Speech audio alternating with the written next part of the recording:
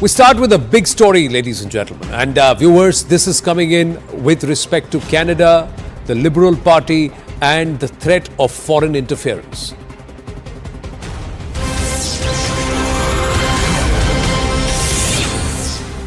Our Security Affairs Editor Manoj Kumar Gupta getting us the story. The Liberal Party leadership vote is on the 9th of March to pick Trudeau's successor.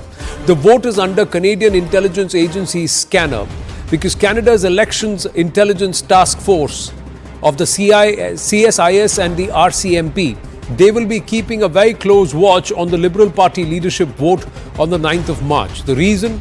The Liberal Party is actually asking PR holders to vote for them. It's an attempt to bring in voters conveniently who are not actually naturalized Canadians yet.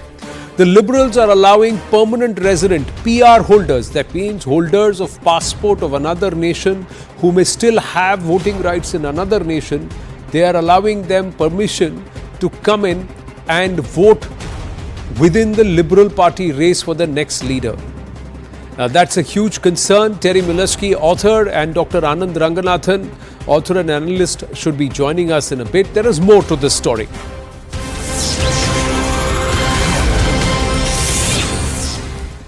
Top intelligence sources have also told your channel that foreign interference in Canada's elections has always been a concern. China's involvement was very visible, and according to Canadian intelligence CSIS, China actually attempted to interfere in the 2019 and 2021 Canadian elections. China's tactics allegedly included disinformation campaigns, donations to support preferred candidates. The Chinese also directed international students to work for specific candidates. Their goal was to ensure the Liberal Party's victory, but with only a minority government. Now, Han Dong, a Liberal MP, was accused of being part of a Chinese foreign interference network, but later confessed to use Chinese students in Canada to work for him. Vincent Kay, member of the Provincial Parliament, Ontario, was accused of serving as a financial intermediary for the Chinese consulate.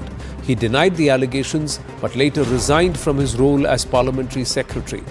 There are also concerns that the Conservative Party has softened its stance on China since 2021 election, potentially due to foreign interference. There are concerns that a number of ISI-backed candidates will be influencing the elections. Canadian political parties having a faulty leadership selection system and the wrong practices are some of the other big concerns that need to be addressed. Dr. Anand Ranganathan joins us. We should also have Terry Milewski joining us any minute. Dr. Ranganathan, namaste. Now, the Liberal Party is going to vote for the successor after Trudeau. But imagine if you or me had gone there, even on a permanent residency, and signed up to be members of the Liberal Party, you and me would have had a vote. That's what they are saying. Yes, and my vote would have gone to Trudeau. Just joke. Anand, look, there are 3 or 4 things that we must internalize. That is what contemporary world history has taught us over the last 100 years. That there is this sort of brotherhood that you see in a religion, that you see in quote-unquote liberals. I'm not going to use liberals without quotes because these guys are anything but liberals. These are leftist dunderheads who, the moment they get power, they want to be in power for as long as they wish, even though their governments, they themselves remain deeply unpopular and lose the common vote. So they have this brotherhood. You just took the example of a Chinese origin MP who was actually basically undermining the democratic process that elected him. And we've seen this time and again, not just in Canada, but in every country where the left has had a foothold. You look at India, you look at EMS Namboodiripad, where when he was the sitting chief minister in July of 1969 of Kerala, he said we must undermine, wreck Ambedkar's constitution from within. And the only way we will have semblance of democracy is to actually change completely our constitution. And you've seen the allegiance that Indian communists have with China, how despite knowledge of the fact that China has internalized 1.5 million Muslims in concentration camps, is feeding them pork, and the communist love for Palestinians and Muslims. Not a squeak has emerged from Indian communists as far as condemning China is concerned, and they were the ones who were celebrating the Communist Party of China through Zoom call. So we know this is a fact as far as left liberals are concerned. Let's put it that way, if you don't want to use the word liberals. Of course, they're going to undermine the process. You know what was going to happen in the USA. You know the fear that Musk, legitimate, I must say, although many allege that he was conspiratorial, that this is going to be the last democratically fought elections in the states, because the swing states are going to be filled up to the brim with illegal immigrants, that they are always going to vote Democrats. That was the fear that Elon Musk kind of projected. It had an element of truth, and you've seen how deeply unpopular Trudeau is around the world, how he's had to resign because he's deeply unpopular in Canada itself. The writing is on the wall. They are going to use every means possible, as they have done. Please, my only request is, Anand, please don't see Canadian liberals as isolated from quote-unquote liberals from around the world. No, it's this very worrying trend, Terry Milewski, that people who are not Canadian, how can they vote the successor of a party that is going to participate in Canadian electoral politics and also perhaps somewhere decide or lead the government of a nation? Are you okay with that? Like this, it's been going on around for years, and because it goes on because the politicians like it. The voters don't.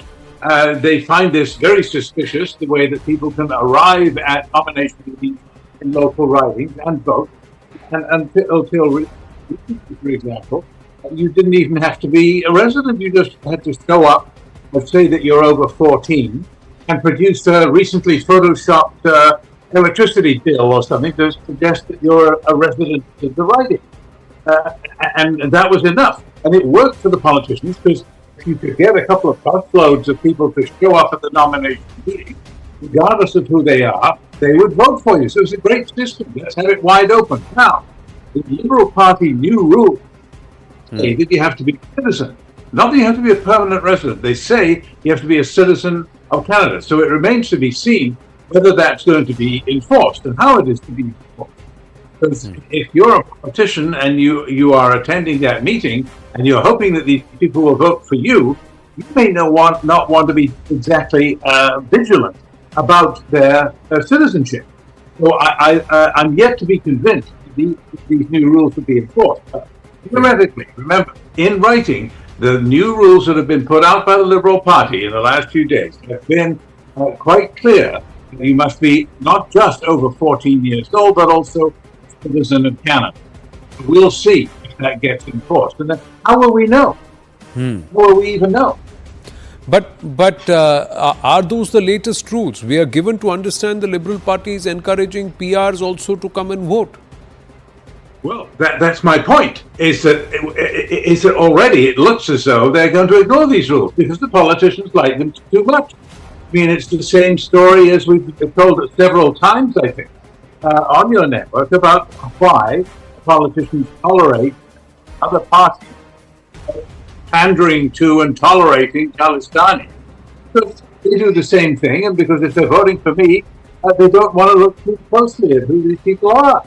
And I believe that they're going to try to do the same thing in this leadership campaign. It'll be an interesting question to ask candidates. Are you sure that the people who voted for you are actually citizens of Canada? And he's going to say, or she's going to say, I don't know. How could I tell? But please educate me, Terry. Does the Canadian Constitution not have any guidelines? Is there no representation of people acts similar or a simile in Canada, which very clearly defines who can vote, who can a party go ahead and call? Even for its own internal constitution, does it not somewhere outline some guidelines on how political parties must frame their constitution and membership, etc.? In terms of voting in federal elections in Canada, yes, those are national federal laws, but they do not apply to the internal affairs of political parties. The government is sensitive about trying to legislate the behavior of political parties internally, and so they allow the parties to make their own rules, and those rules change time to time.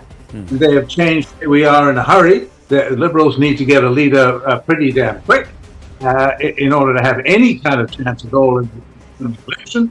And so they have come up with these new rules. They do say that you have to be a citizen. But that's not really enforceable in law.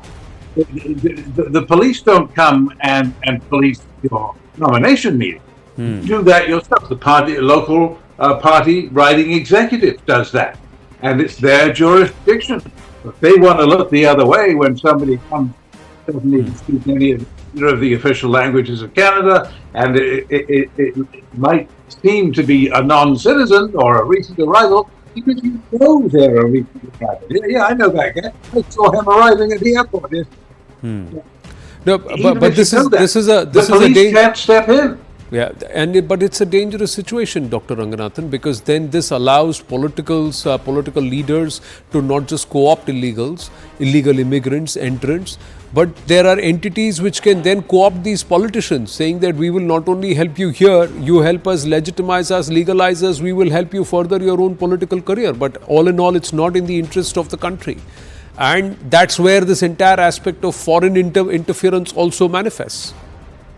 No doubt. While Terry is technically right that, the Liberal Party has changed its rules, two questions quickly for my good friend Terry. Number one, is it not true, Terry, that although they are saying that anyone over 14 can vote, but in the Canadian elections, if you're 14, you're not allowed to vote? So why is it that there are different rules? Yes, you're correct. That's the point, is that the party internally has loosey-goosey rules that may or may not be enforced. Federally, in the election, yes, that's policed more energetically. It's policed by the federal government.